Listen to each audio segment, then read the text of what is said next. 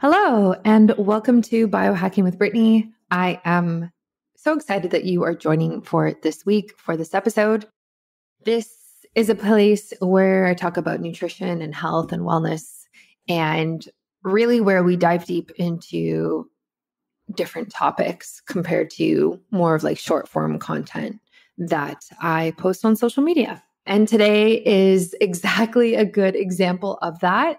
And I don't even want to start the whole discussion on it. So just stay tuned because there's so much good information that I'm going to share. But before I just dive into everything, a shout out to the sponsor of this week, Bioptimizers. This is one of my go-to supplements. I use multiple of their supplements every day, to be honest. I take their magnesium, I take their digestive enzymes, and I take their probiotics. And those three are actually part of my preconception health supplement stack. And it's on my fridge. I've kind of like written out what I think is important and what we should be taking. And I use Bioptimizers for those three for that. So again, that's their magnesium, which is full spectrum. It has 7 different types of magnesium in it. I use their digestive enzymes when I'm eating like gluten or dairy or things that I typically don't eat. And then I also take their probiotics because they are the best. So you can use my discount code BiohackingBrittany. It's also linked on my website in the show notes. It's kind of everywhere for you. And if you ever have any trouble and you can't find the links or you forget the name of the company or something like that, just message me and I'll send it to you. Because I have definitely done that with other people. And I hear something and I don't write it down. And then I just message them on Instagram to find out later. So feel free to do that. Okay. So I don't want to waste any more of your time or of my time. I want to dive right into this topic. So we are talking all about the psychological, spiritual, and energetic reasons or relations to specific health issues and concerns that people have. And obviously, there's a massive disclaimer on this entire episode that is that there is no scientific research that indicates that any of this is in fact true or can hold up really in any type of clinical studies. Now, just because that might be the case, that doesn't mean that there's not other reasons behind it that doesn't mean something to somebody. And so that's why I'm kind of talking about it, because I find stuff like this helpful. And even if you can't prove it in some sort of study, that doesn't mean that's not helpful for people. So that's the disclaimer. I have to say it, but I think you kind of know it, but I just want to put that out there. And so this episode actually came from a place where I posted on Instagram a couple of screenshots of some research I did on what ovarian cysts mean and energetically what they mean in the body and like kind of why they may be caused. And then I had a bunch of people respond to that, be like, oh my gosh, can you talk more about this? And can you do gallstones? And can you do fibroids? And so I've put together a bunch of information on 5 different topics. And I'm just going to, kind of read it out and explain it to you. And you can take what you want from it and whatever may resonate for you, which will be different for everybody. And I also kind of talked about this on my podcast, I think last week or the week before, where I said, like, if you know of any reasons behind ovarian cysts, like, please let me know. And I actually did have a couple of people reach out, and I'm also going to read what they said to me, so you have the information as well. I just kind of chose 5 topics that people were talking to me about in my DMs.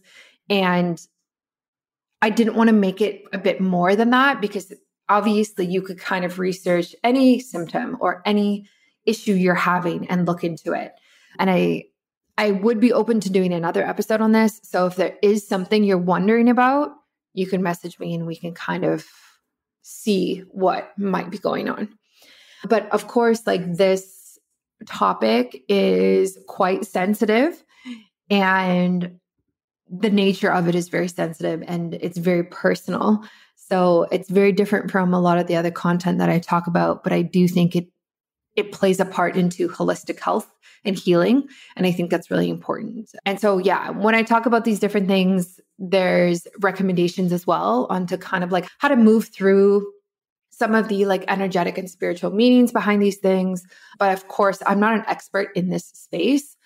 Like I love biohacking and holistic health, but I'm not an expert in spiritual healing whatsoever. So this is just the surface level stuff that we're going to be talking about. And there are a lot of people who are experts in this. There's a lot of content creators. There's a lot of podcasters who talk about this in depth. Feel free to do some research. Okay, so we are going to be talking about ovarian cysts. I think ovarian cysts and then gallstones, fibroids, lumps in your breasts, and miscarriages. And so a lot of this, as you can tell, has to do with like female health.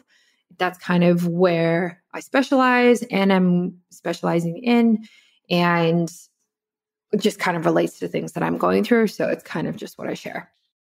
It would be interesting though to do the male version of this episode, which is maybe something I should think about in terms of spiritual reasonings behind, I guess, like infertility for men. Prostate cancer would be super interesting. Also, like low sperm count, low testosterone, like those types of things. I wonder what the emotional connection is there and the energetic connection is. And same with thyroid. I'm really seeing a lot of the males in my life have thyroid issues. And I wonder what that relates to. Also, like the chakra system in relation to that. Anyway, so maybe that is an episode for next week. So let's dive right in. I really wanted to start with ovarian cysts. Now, you probably know, but if you're new, I am healing from a hemorrhagic ovarian cyst on my right ovary. And this has been very prominent in my life in the last couple of weeks. It's been difficult, to say the least, and it's probably the worst cyst I have ever had. I've had other ones before. This one has been tough for multiple reasons. And so that's kind of what led me down to figuring out how to heal, how to reduce inflammation, how to balance my hormones, even more than I was already trying to do. And then I kind of got to this point of like, what does this mean energetically and spiritually? So I'm going to read out to you kind of what I wrote and what my research says about this. So the beliefs that people have around ovarian cysts, the first one as to like what causes them. The first one is blocked creativity or suppressed emotions. Some alternative medicine practitioners believe that ovarian cysts may be associated with creative blocks or unexpressed emotions, particularly related to femininity, creativity, and sexuality. This belief is based on the idea that the ovaries are closely tied to these aspects of a woman's life. According to this belief, unresolved emotional issues related to femininity, creativity, and sexuality can cause energetic blockages in the ovaries, which may contribute to the development of cysts. Some people who hold this belief suggest that working through emotional issues and expressing oneself creatively can help to balance the energy flow in the ovaries and promote healing. The second one is unbalanced energy flow. In some spiritual traditions, the body's energy flow is believed to be a key factor in overall health and well-being. This is kind of like called the chi in acupuncture. The energy flow is thought to move through the body along specific pathways or meridians. Ovarian cysts may be seen as a manifestation of blocked or unbalanced energy in the body, particularly in the lower abdomen. Practitioners of energy-based therapies such as acupuncture or Reiki may work to rebalance the energy flow in the body to promote healing of ovarian cysts. And the last one is past life trauma. Some people who believe in past lives or reincarnation may see ovarian cysts as a physical manifestation of unresolved trauma from a previous life. According to this belief, the energy of past traumas can become trapped in the body, leading to physical and emotional symptoms. Some people who hold this belief may suggest that working through past life issues or traumas can help to heal the ovarian cysts. So my take from this is like, I kind of relate to some of this, and a lot of it I don't relate to. I get acupuncture done every single week because I do think it is so important for women's health to do acupuncture and to work on the chi and the energetic flow in the body, like this talks about. And that is why acupuncture has actually been studied a ton for fertility. Now, there's a bunch of different reasons as to why it may be successful, but I think it has a lot to do with kind of what we talked about in terms of like unblocking the pathways, unblocking the chi and the energy and letting it flow through the body, increasing circulation and that type of thing. I think the research shows that the reason why acupuncture is actually like scientifically proven to help with fertility outcomes is due to the stress reduction that it causes women to have. So even with, I was talking to my acupuncturist about this week, like she was saying that women who do like IVI or IVF and in conjunction with acupuncture weekly have like a 20% chance of it, like 20% more chance of it working. And so even with things like IVF, doing acupuncture with that can be very helpful. And I know that the clinics here in Vancouver always recommend acupuncture on top of any fertility treatment you're doing. But even without that, like even when we're looking at cysts, like I think it's really important to stimulate circulation to these areas and energy flow to these areas to help with anything that may unblock it. The other thing I want to say about this is someone sent me a message on Instagram about ovarian cysts and energy. And I just want to read it out to you because again, I just want you to have this information if this resonates with you, and then you can take it and do more research and, I don't know, manifest on it and journal on it, think about it. So this one woman wrote to me, she said, according to German New Medicine, which I've never heard of and would love to do research on, ovarian cysts indicate a loss conflict, and your left ovary is associated with a mother-child loss, and your right ovary is associated with the loss of a partner. Now, my ovarian cyst is on my right ovary, and I thankfully have not dealt with a loss of a partner. However, who knows what that actually means for me? And who knows if kind of like related to what I said previously is like past life trauma, like who knows what if I actually lost a partner in a past life and I'm healing from it now? Like these are the types of things where it's like you really have to do a lot of reflection to kind of understand what it might mean for you. And the past life trauma stuff is tough. Like I've never even really dug into that or thought about that because it's not that I don't believe in reincarnation specifically. It's more like, how would I know what happened and how it's affecting me now? But I guess there's people that you can work with who understand that way more than I do, who would be able to help get me from A to B for that. Okay, so moving on, I want to talk about gallstones. This was a request from somebody in my DMs. I do not know a lot about gallstones, so I'm just kind of read out what they mean, what they are in the body, and then what they mean spiritually and energetically. So gallstones are solid particles that can develop in the gallbladder, which is a small organ located near the liver that stores bile. Some people believe that gallstones may have spiritual meanings or implications. So here are a couple of the ones related to it. So the first one is anger and resentment. In some spiritual traditions, the gallbladder is associated with emotions such as anger and resentment. According to this belief, holding on to these negative emotions can lead to an imbalance in the energy flow in the gallbladder, which may contribute to the development of gallstones. Some alternative medicine practitioners suggest that gallstones can be caused or exacerbated by an accumulation of anger or resentment, particularly if these emotions are not expressed or processed in a healthy way. They may recommend practices such as meditation, yoga, or acupuncture to help release and balance these emotions with the goal of promoting healing of the gallbladder. So yeah, it doesn't surprise me that it's related to emotions like this. I also think something that I would research as well is the different chakras related to the different organs in the body. Like what chakra is related to the gallbladder and what happens if that chakra is blocked and what does that mean in your daily life is where I would go from that. And then the second one is lack of forgiveness.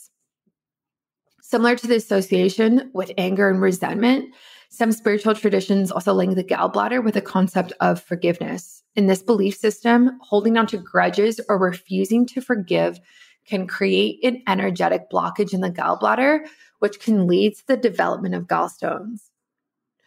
Some people who hold this belief may recommend practices such as journaling, forgiveness meditation, or forgiveness therapy to help release negative emotions and promote healing. So yeah, it's pretty interesting. I almost, reading this, I almost think that those two probably go hand in hand. I don't relate to this, but I could imagine that I think if you have some sort of unresolved anger or resentment, there's probably a lack of forgiveness in relation to that person. Like I would assume that these go very much hand in hand. And I don't know. I'd also argue that it's probably likely that if you actually forgave this person and this situation for happening, that the anger and resentment would likely go away as well. And you would be able to heal emotionally, which could relate to you healing your gallstones. Yeah. I mean, there's also other things with gallstones. Like it could be a whole episode in itself in terms of like healthy lifestyle and, what can cause it. But I don't want to necessarily go into that. Life can be so stressful sometimes with too many things going on at once. Honestly, it can be hard for me to take control of the situation. For me personally, magnesium breakthrough has helped me solve my sleep and stress problems, especially my sleep though, from winding down at the end of a stressful day to tossing and turning and waking up groggy. Magnesium breakthrough has been a total game changer.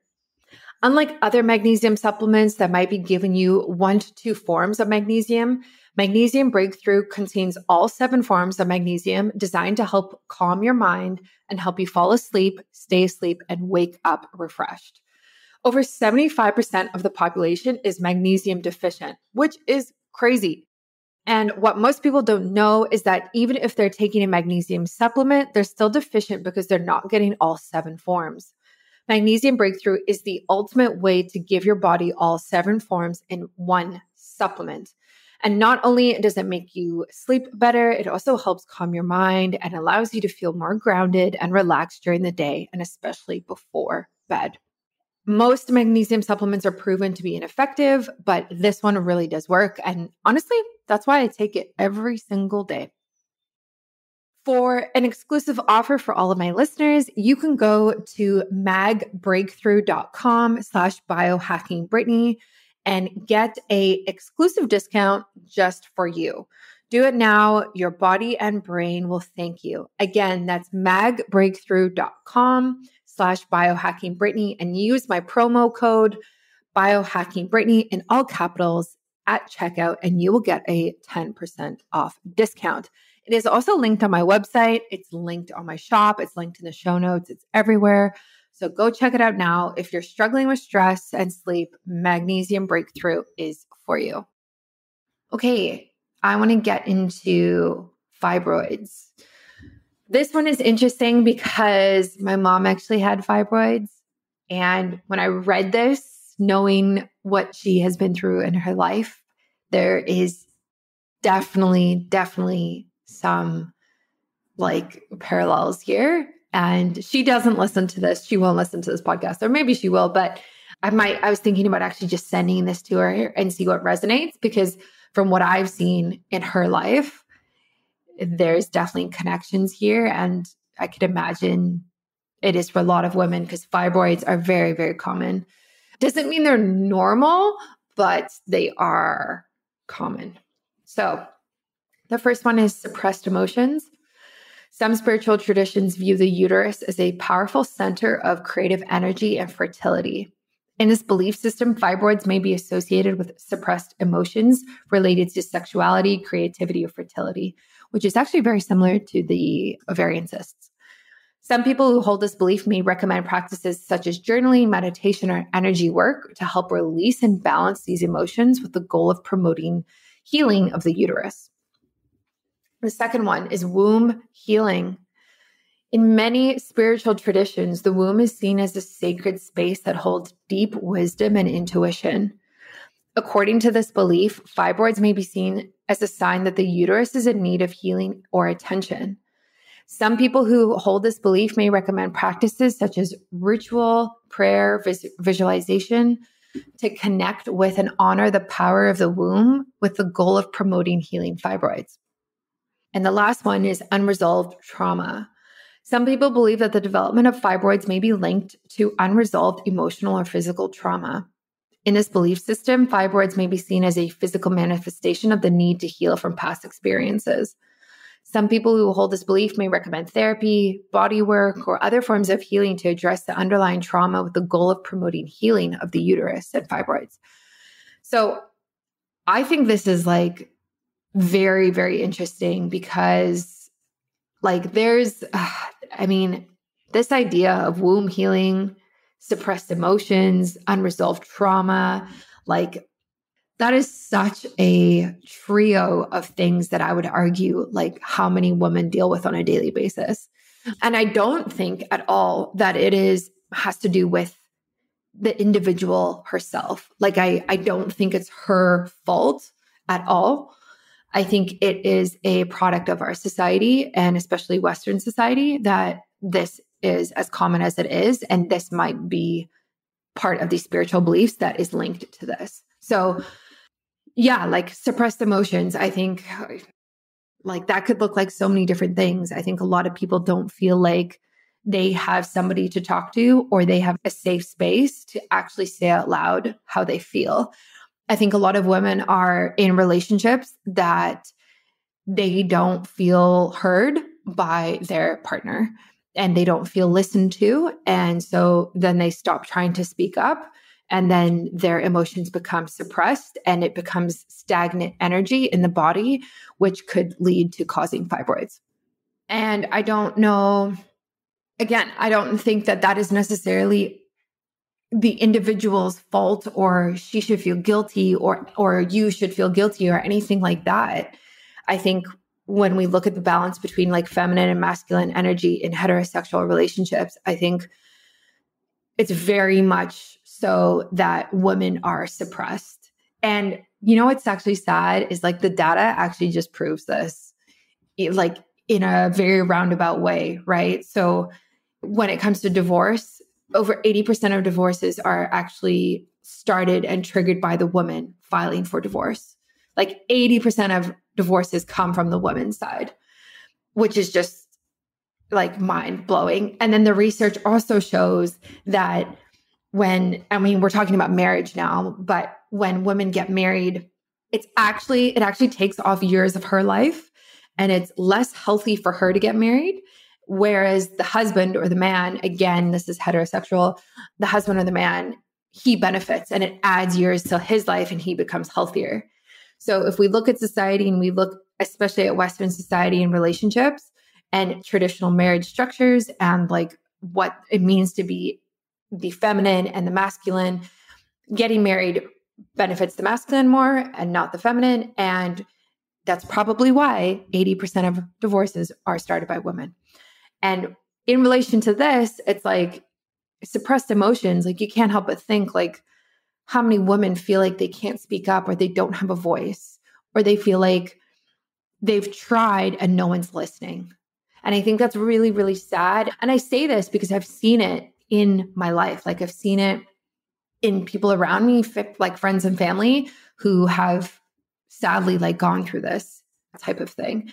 And so I think that's why these podcast episodes are actually so important, is because regardless of where you are in your journey, regardless of if you're healing from gallstones or fibroids, if some sort of emotional, spiritual aspect really connects with you, I really think it's important to explore that before it gets worse, before your health condition gets worse, before you get to a place where maybe these are caused or there's more to them. So that's why I, love holistically healing, because I very much feel that the more we can do now, the better for the long term. Like prevention is everything. So, and then the womb healing as well. Like, I mean, we're really getting deep in here, and the unresolved trauma, like, it makes me really sad with stuff like this, because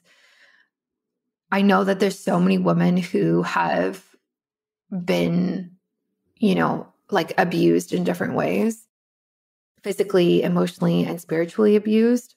And it's not surprising that there's womb healing that's needed, or even womb trauma, right? Like, it's not surprising that women, I don't know, like, my theory, okay, this is like going off really a little deep here, but my theory is that I think that every single female friend that I have and female family member that I have has been like sexually assaulted or sexually, I don't even know, I don't want to say abused, but we'll say assaulted in some way or another.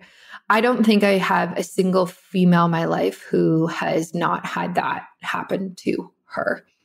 And I don't necessarily, and like, there's a difference, right? Like, I'm not talking just sexual abuse or like rape or anything like that. Like, I'm also talking just like sexual assault in terms of men saying things that they shouldn't say, or like inappropriate things, or touching you inappropriately without your permission or consent, or you saying no when someone doesn't listen, or like, even in a relationship, you say no and you don't give consent and it doesn't matter and people do things anyway. Like, whatever it might look like for you, like, it doesn't surprise me that womb healing is such a significant thing that women need to think about because of the society that we're in. And I'm sad about this. And I've thought about this for many years. And I've talked to my friends about it for many years. And I wish it wasn't like this. But this is what I see around me. And you know what? Like, I could be wrong. There could be women listening to this episode who are like, I have never, ever been sexually assaulted by anybody, or I haven't been threatened by a man ever, or felt threatened by a man's presence before, or I've never been, someone has never said anything or done anything to make me feel unsafe. But I personally don't know anybody like that. So I think there's a lot of healing collectively that might need to be done for the womb. And like, that is not my calling on earth. Like, I know there are a ton of spiritual podcasts out there and people who really talk about like healing collectively and healing like the feminine, the divine feminine, and healing the womb collectively. And I think that's so important. And I will contribute to that as much as I can, but I really don't know a lot about it. I just know what I hear and like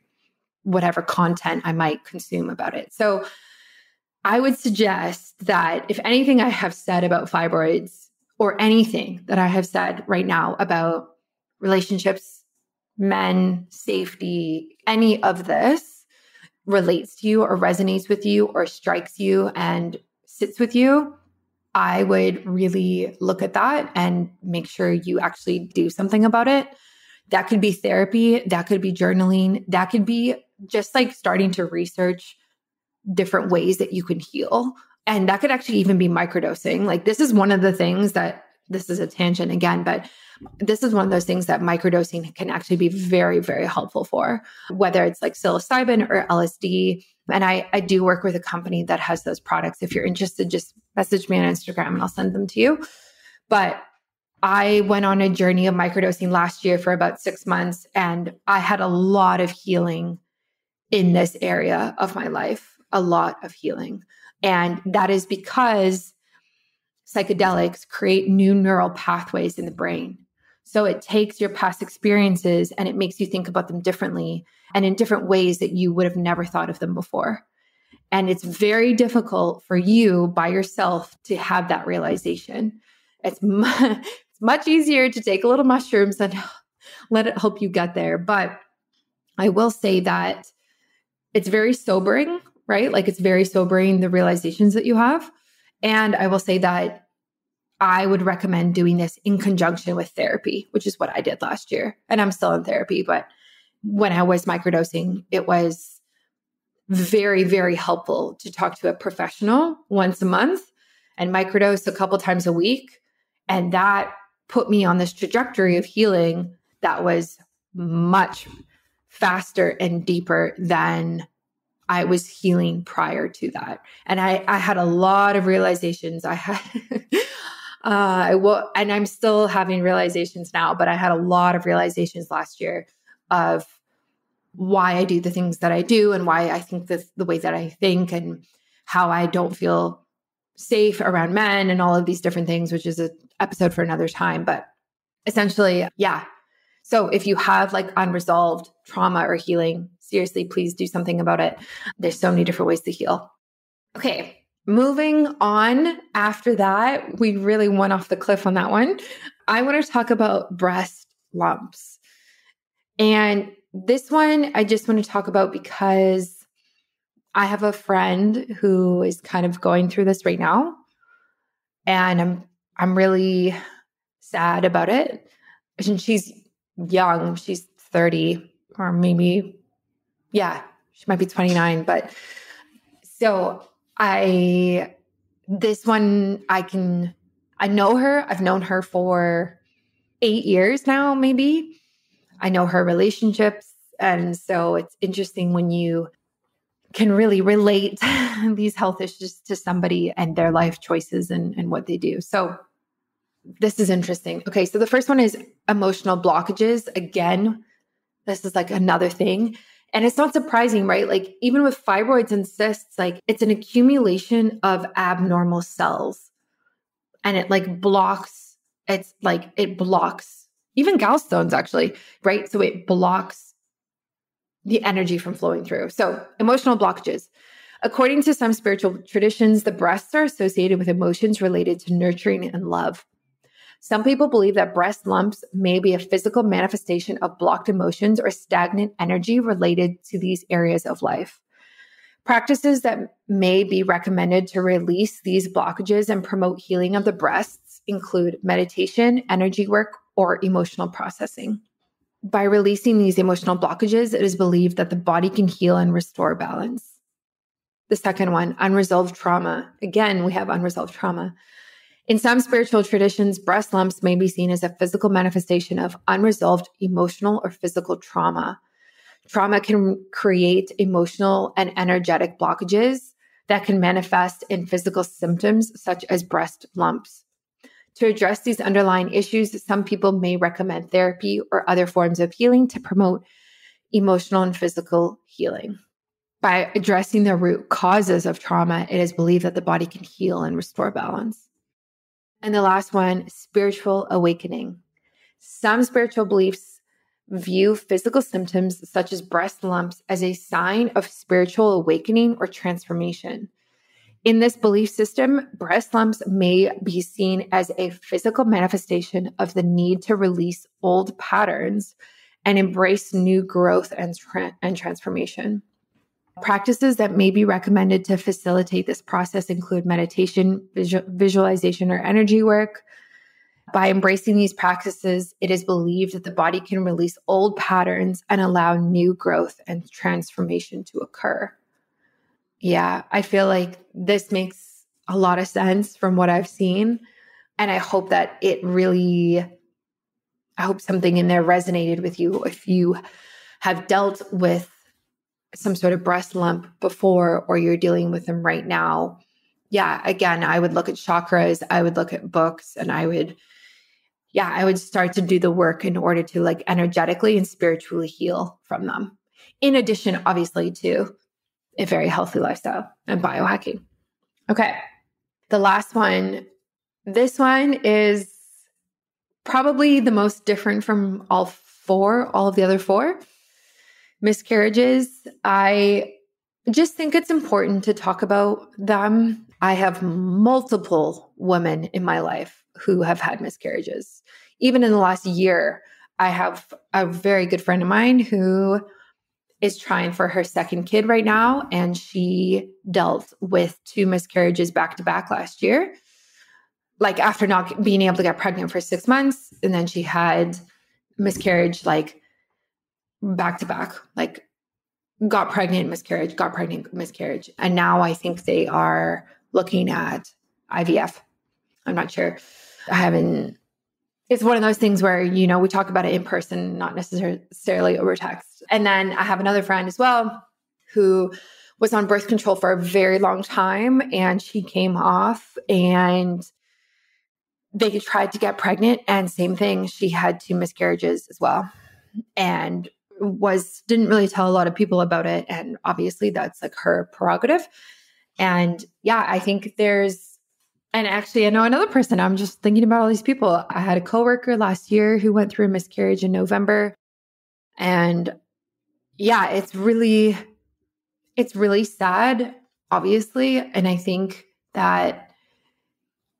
there's so much on this topic. And again, like I haven't had a miscarriage and I'm not an expert at all. I think what I do like is that I like that there's more and more people talking about it online. I like that there's so many content creators and moms to be who are creating content on this. I like that it's, you know, getting known as like a rainbow baby now. I think that's a very, very beautiful concept. I like that women are just open about being pregnant earlier.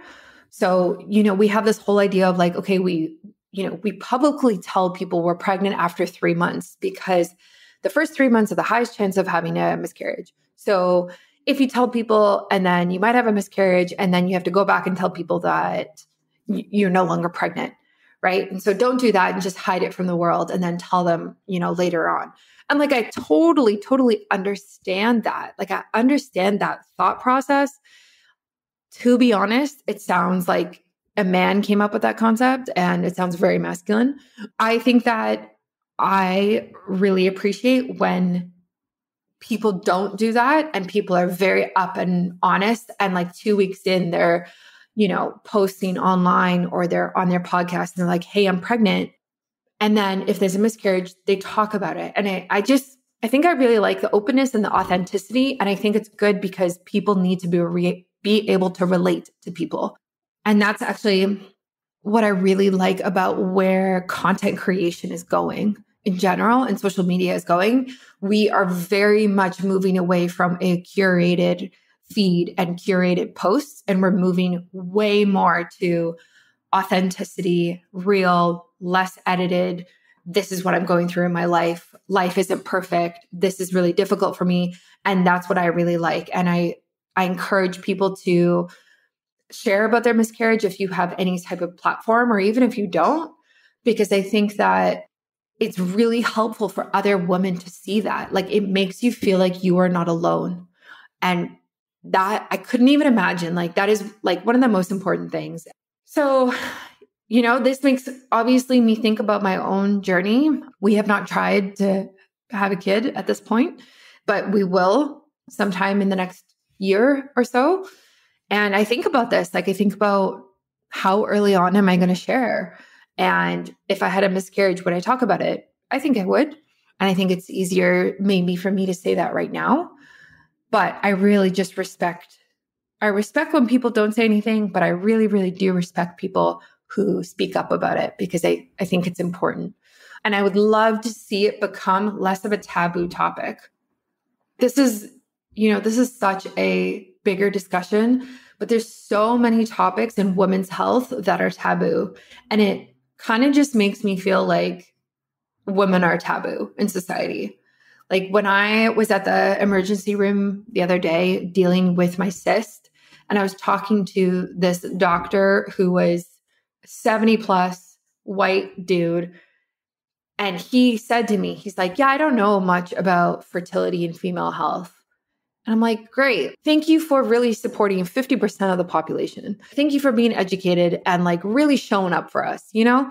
Like, it's just stuff like that where it's like, why are you the doctor that I am forced to talk to when you know nothing about me? Like, you're just giving me some sort of basic ass prescription or whatever you think is going to help, where you just literally told me you don't know much about female health. So it's like, why am I wasting my time? And again, it goes back to this idea of like, are women really supported? Are women supported in society? Is women's health supported in society? Yeah. And like, why are so many things in relation to women's health taboo? Are you tired of feeling out of sync with your body's natural rhythm? Do you struggle with menstrual cycle related issues like fatigue, mood swings, and bloating? If you're looking to optimize your health and well-being, look no further than the Ebb and Flow Cycle Guide. This comprehensive guide is designed to help you better understand and work with your menstrual cycle so you can improve your energy levels, reduce PMS symptoms, and gain a deeper understanding of your body. With in-depth information on each phase of the menstrual cycle, you'll learn how to adjust your diet, exercise routine, and self-care practices to better align with your body's needs. One of the biggest benefits of the Ebb and Flow Cycle Guide is its user-friendly format. The guide is easy to follow and provides clear instructions on how to optimize your health throughout each phase of your cycle. Plus, it's packed with valuable information and insights that you won't find anywhere else. So whether you're a seasoned biohacker or you're just starting out, the Ebb and Flow Cycle Guide is the perfect tool to help you optimize your health and live in harmony with your body's natural rhythm. And with my expertise and guidance, you can trust that you're getting the best information and advice available.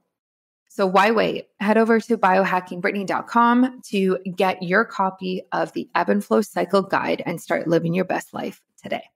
Like, why? Like, your period. How many times do you get up in your life and hide a tampon up your sleeve when you're at a restaurant to deal with your period? That's such bullshit. That's such bullshit. Like, what? Why are periods taboo? Why are miscarriages taboo? Or anything to do with birth? It just, yeah, it's very frustrating because I don't know what men's health topics are taboo. Like, I don't know what happens in men's health where it's kind of like hidden from society and it's like seen as like something you don't talk about. I don't know. Like, literally slide into my DMs and show me and prove me wrong, because I really think like women are just like made to feel taboo in their own bodies. And it obviously has to relate to our patriarchal healthcare system in the West. Anyway, thanks for coming to my TED Talk. Okay. So additional details, let's get into spiritual beliefs around miscarriage. So the first one is lessons or karma. Some spiritual beliefs suggest that the experience of miscarriage may be related to lessons that a person or couple needs to learn. According to this belief system, the soul of the child may have agreed to enter into this physical realm, for a short period of time in order to provide an opportunity for growth or learning for the parents or family. It is believed that the loss of the child was part of their soul's plan and that the experience may have been necessary in order for the parents or family to learn certain lessons or complete certain karmic cycles. Some people may find comfort in this belief system because it can help them find meaning in the loss and see it as a part of a larger spiritual journey. Whew, that one's tough. That's tough to hear. The second one, soul contract. In some spiritual beliefs, it is believed that souls choose their physical experience before they are born. This includes the timing, location, and circumstances of their birth, as well as the length of their physical life. According to this belief system, a soul may choose to enter the physical realm for a brief period of time and then return to the spiritual realm. Some people believe that a miscarriage may be a result of the soul choosing to return to the spiritual realm before they are born.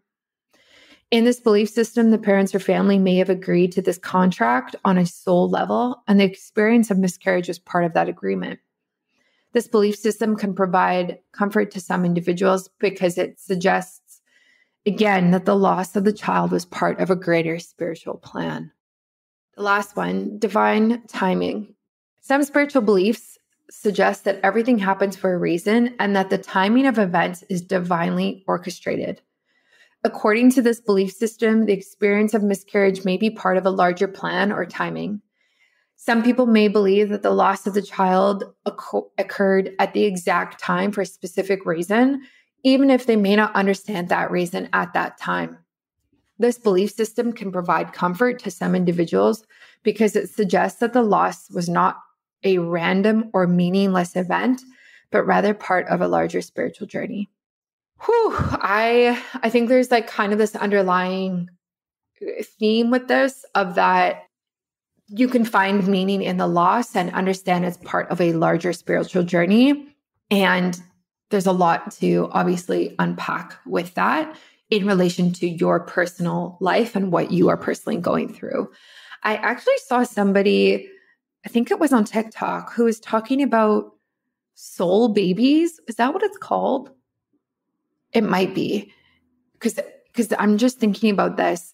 And essentially, I'm pretty sure the concept is that you kind of are actually able to talk and listen and relate and feel the presence of your baby's soul before your baby is physically in this world.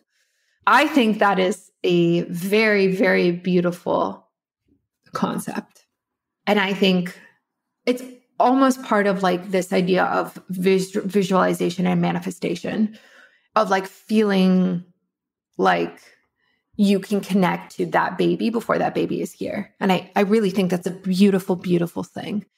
And regardless of if there's scientific evidence for it or not, I don't think it really matters, because I think that idea of a soul baby is such a healing framework for women and men, but probably more for women.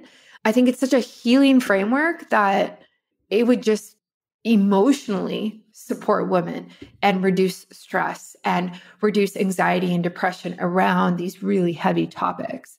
So if you haven't heard of soul babies and this like relates to you, I suggest you kind of look that up. And I'll actually just share with you. I don't know if I've told anybody this. Well, it's two things. One, I have two friends of mine who are spiritually inclined, let's say. My one friend is from Kenya. I'm from South Africa, and we kind of just click really well because of the African culture. Like we just kind of understand each other really well. And she has, in her lineage of women in her family, they kind of have like visualizations and like predictions. And I don't want to say she can see the future, but like she's told me different things before, which has been very interesting. And so, yeah, anyway, so she has told me visions that she has had of me and my future child, which has been very, very cool to hear. I will tell you the two that she told me, and she's told me these at different times in my life. And she has told me them when I haven't asked for them. It's typically after we've hung out, she'll actually text me and be like, hey, I had this vision of you. And so the first one, it's funny that I'm sharing these, because like I don't even think I've told a lot of my friends, but the first one is she sees me with a baby boy, and she had a vision of me, or was it my partner's name's Ryan, or my husband's name's Ryan? I think it was like me holding him, or Ryan holding him around the Christmas tree and having like this Christmas moment together and like putting ornaments on the tree together. And then another vision that she had was so random, but it was like me in the kitchen and he was like on my hip and I was opening up the fridge. And she's like described to me what he looks like, which is really cute as well. And then my other girlfriend, who is also spiritually inclined, she's been like weirdly predictive of things. Like she told me that I was going to write some sort of book or guide or like piece of like larger content. And I just released a guide like 2 weeks ago on cycle syncing and like living with your menstrual cycle. And she told me that like 2 months ago, like before that, she's like, I have this like vision of you writing something. I don't know what it is, but like it's coming up really soon. Like you're writing this big piece of content. So that was cool. And I think that the idea of soul babies is really important. I think if you are really looking to spiritually heal in general and like you're on this preconception fertility health journey, I would really look into that. The other thing I want to say about this, my last note, is that, well, actually, there's a couple things. 2 things. I guess I just know a lot about this, but I feel like most women can actually feel the kids that they are going to have. I feel like most women can feel the genders, and even before they're pregnant, like I actually feel like women can predict kind of what they're going to have, like intuitively. I think there's like this sense of intuition there. And then I also have been told, and I actually read this and I've read it in a few books now, is that women are so intuitive that when you are pregnant and you have dreams of your baby, the sex of the kid in your dream is what your kid ends up being 100% of the time. 100%. There is actually research on that. So if you get pregnant and you have a dream of a baby boy or a baby girl, that is predictive of what you have. Now, mind you, what if you have a dream of each, right? Like, I don't know if that happens. I would need to do more research in this, like even if that's possible. But I just find this type of thing very fascinating because I think it really, and like this whole podcast episode has been about this, of like, there is more to us than what we see. There's more to healing. There's more to the body. The idea of soul babies, the idea of I'm dreaming and I dreamt of the gender, the idea of having friends who are like spiritually inclined, who are like, hey, I'm having visions of you with this kid. There is more to life than we see. And there's more to health in our bodies than we see. And there are so many people out there who specialize in this line of work who can help you.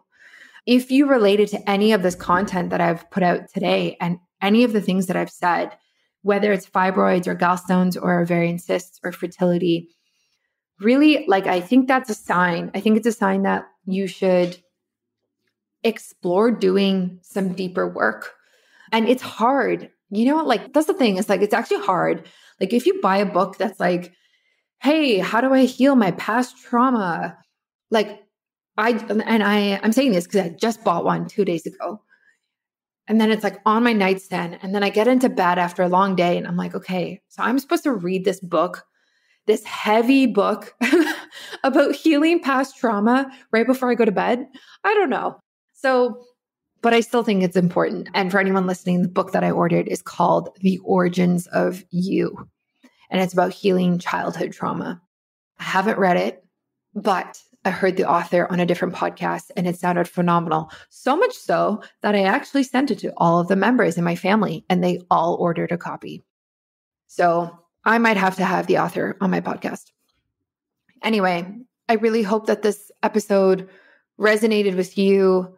And yeah, I hope it encouraged you to kind of look at different ways of healing and look inward and do reflection on what you are physically dealing with and how you actually might be able to heal that on an energetic and spiritual level.